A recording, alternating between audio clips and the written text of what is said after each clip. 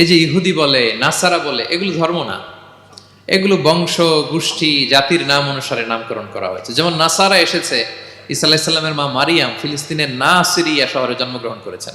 নাসিরিয়া, ওইখান থেকে আসছে নাসারা। ইয়াকুব আলাইহিস সালামের 10 ছেলে, এই 10 ছেলের মধ্যে থেকে এক ছেলের নাম হচ্ছে ইয়াহুদা।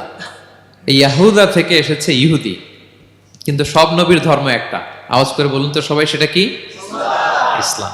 সবার ধর্ম একটা ছিল ইসলাম। বিষ্ণু ইসা ইসলাম বলেন, ওয়াল আম্বিয়াউ ইখওয়াতুন লিআল্লাতিন। সেই বুখারীর বর্ণনা, নবীগণ হচ্ছে একে অন্যের বৈমাত্রেয় ভাইয়ের মতো। বৈমাত্রেয় ভাই মানে মা ভিন্ন কিন্তু বাবা এক, এরকম হয় না? ধরেন আমার বাবা যদি একাধিক বিয়ে করে, তো প্রত্যেক স্ত্রী গর্ভে যদি সন্তান আসে, তো আমরা সবাই তো ভাই, কি বলেন? কিন্তু মা ভিন্ন। মা কি? তবে বাবা এক। নবীদের দৃষ্টান্তটা এরকম, আল আম্বিয়া